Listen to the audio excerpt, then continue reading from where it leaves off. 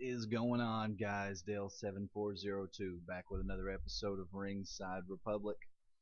We're going to be going over your Monday Night Raw review for August the 14th, 2017, from Boston, Massachusetts. This is your go home show for SummerSlam, and SummerSlam came early, or at least that was the tagline that Vince McMahon shoved down our throats tonight. Other than hearing SummerSlam comes early about 1,500 fucking times in 3 hours, other than that, this was a decent show tonight. I was happy with it, guys. I was happy with it. We're going to get right into the review in just a second. I want to say this, though, real quick before we get into it. I don't know how serious the condition that Ric Flair is in, but they've been asking for thoughts and prayers throughout the day. So that is exactly what they're getting from me, and I hope that they're getting from you as well. Ric Flair is in apparently intensive care right now due to a heart-related issue. He apparently had surgery. He came out of it successfully, but there's still it's kind of it's touch and go with Ric Flair right now. So everyone send out your thoughts and prayers for one of the greatest of all time, and hopefully he will pull through in true Nature Boy fashion. Let's get right into the Monday Night Raw review tonight, guys. The good show tonight from Boston, Massachusetts. I'm happy with it. I think it compared to what we usually get, this was a decent go home show for Monday Night Raw. Dean Ambrose and Seth Rollins kick off the show after a back and forth. You know, one's not reciprocating the others' wants and needs as far as getting back together after a brawl between one another, and then between Sheamus and Cesaro. Dean Ambrose and Seth Rollins finally came together and reformed two-thirds of the Shield, and will be facing Sheamus and Cesaro at SummerSlam for the Raw Tag Team Championships. Now, Sheamus is leaving very soon to film another WWE B movie, which will more than likely go straight to DVD.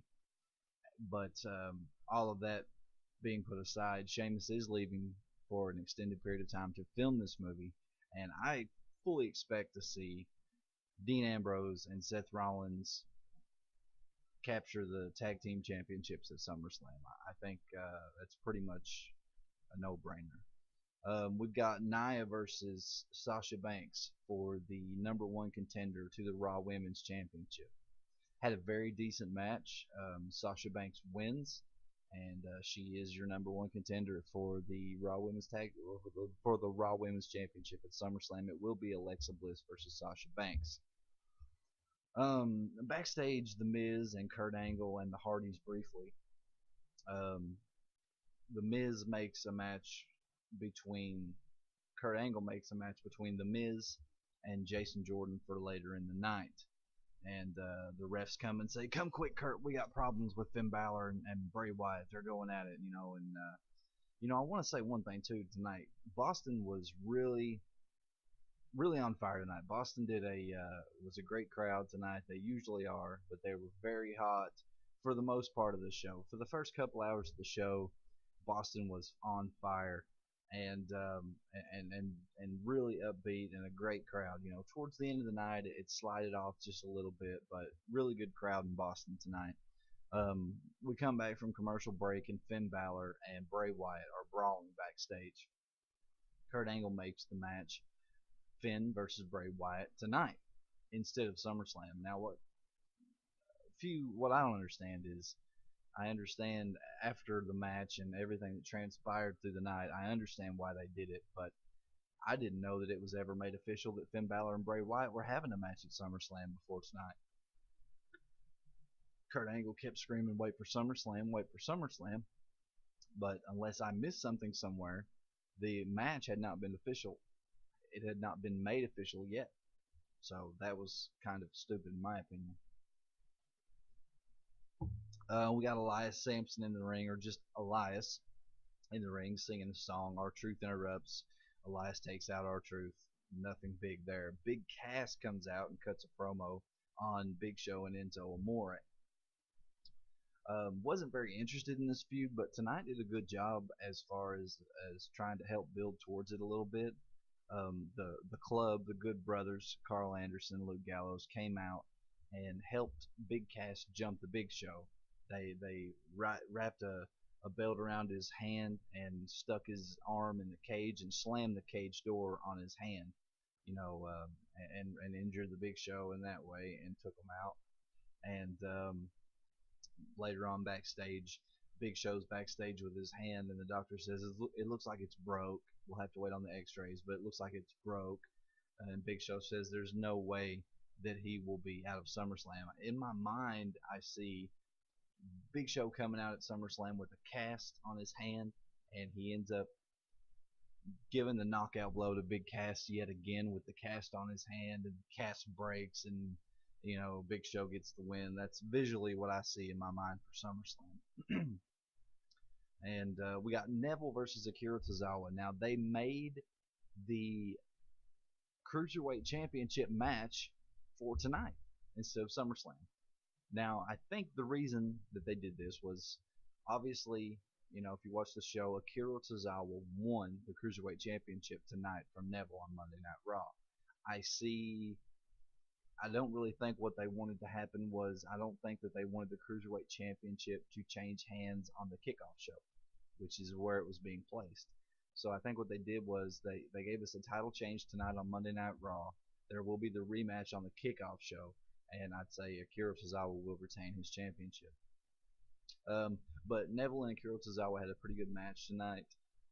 They did a really good job, and Akira Tozawa ended up getting the win. We got Finn Balor versus Bray Wyatt. Had a very, very good match. Nothing really special, but it was a good solid match. And Bray ends up getting the win clean over Finn Balor. Now, after Bray gets the win, he delivers another Sister Abigail. The lights go off, and Bray Wyatt has a bucket. Bray Wyatt has a bucket of red liquid, which we are taken to be blood. It's not, obviously, but Bray Wyatt dumps this red liquid, we'll call it blood, all over Bray Wyatt, and Bray Wyatt's swimming in it and trying to get it out of his eyes, and it makes visually for a pretty good scene, I guess, but it is what it is. After we come back from commercial break, Finn Balor comes out and he says, I talked to Kurt Angle and he's given me my rematch for SummerSlam against Bray Wyatt. And guess what? Bray Wyatt has his demons. Well, I have mine too. So, I think what they did tonight was they gave us the Bray Wyatt Finn Balor match to add more controversy and more, I guess, shock value to the feud, and kind of giving Finn a reason to call upon the demon. I think that's why WWE did it. They wanted the demon back at SummerSlam. The last time Finn Balor was at SummerSlam as the demon, he was injured, and we did not see him for a very long time. So this is sort of a comeback for Finn Balor in some respects. So I think that's why WWE did it, and I understand it. So, it is what it is. The match has been made official. It will be the demon Finn Balor versus Bray Wyatt at SummerSlam.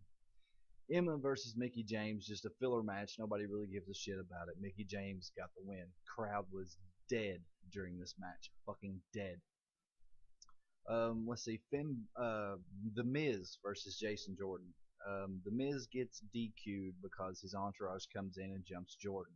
The Hardys run down to save Jordan, and it turns into a six-man tag match in which Jordan and the Hardys win over Miz and his entourage. Finally, guys, Kurt Angle comes out. He introduces Brock Lesnar. Brock Lesnar comes out, and Brock Lesnar and Paul Heyman. Paul Heyman cuts a good promo for the build-up to the match this Sunday. Samoa Joe comes out. Braun Strowman comes out. Roman Reigns comes out. Roman Reigns spears Samoa Joe. Braun Strowman slams Roman Reigns. and then the rest of the show is security and everybody from the locker room trying to keep Braun Strowman and Brock Lesnar apart. Now, that's how the show went off the air. I'm giving the show tonight a 6 out of 10. You know, it was a good show. It was a solid show, in my opinion, for a go-home show. Now, a lot of people are upset saying that WWE is giving too much away. I don't really see that. You know, the only thing that I really have a problem with about SummerSlam is I'm upset with the fact that there's not an Intercontinental Championship match. I'm upset with the fact that the IC title is not being defended at SummerSlam. That's a problem for me. Other than that, there's not really a whole lot that sticks out in my mind. Paul Heyman actually said, and I wanted to touch on this real quickly. Paul Heyman actually said something along the lines where he was given scenarios about what could happen at SummerSlam and how if Brock Lesnar leaves, they might as well lock this beast up in a cage. Hint, hint. Obviously hinting towards Brock Lesnar's UFC return. More than likely against John Jones. I don't see Brock Lesnar is under contract with WWE until April. Now, obviously, Vince McMahon is not opposed to the idea of letting him go fight in the UFC for a match or two while under contract with WWE. You know, he did it with Mark Hunt. He may do it again. I don't know. I predict, and this isn't my SummerSlam prediction show by any means, but I do predict a lot of title changes at SummerSlam. So I'd say we're going to have a new women's champion on both sides. I'd say we're going to have a new Universal champion, a new WWE champion, new tag team champions on Raw. I think that's something that we can predict. We can expect to see at SummerSlam. But like I said, that'll all be for the predictions show. Bencast TV and I are trying to get together to do a SummerSlam preview and prediction show together. Sort of collaborate a little bit on that. It's not looking too good right now. He's got stuff going on. I've got work through the week. The only day I can really do it is Wednesday, which is not good for him. So I don't know if we'll be able to get together on this one, but hopefully we will very soon. Big shout out to Ray Rock. I saw your tweet earlier. Fucking hilarious. The old lady didn't like it too much with the camel toe and this and that, but pretty funny shit, brother. I appreciate it. Anyway, guys, that's your Raw review. I give the show a 6 out of 10 tonight. It was a pretty decent go-home show. And you know, hopefully tomorrow SmackDown's even better. You know, I think SummerSlam has the potential to be really, really good this year, but we'll just have to wait and see on that. Guys, if you like the video, hit the like button, hit the subscribe button. Follow me on Twitter at Dale74021. Pledge on Patreon, patreon.com/Dale74021. We will see you back tomorrow night for your SmackDown Live review. Thanks for watching. Have a good one, and we'll see you next time.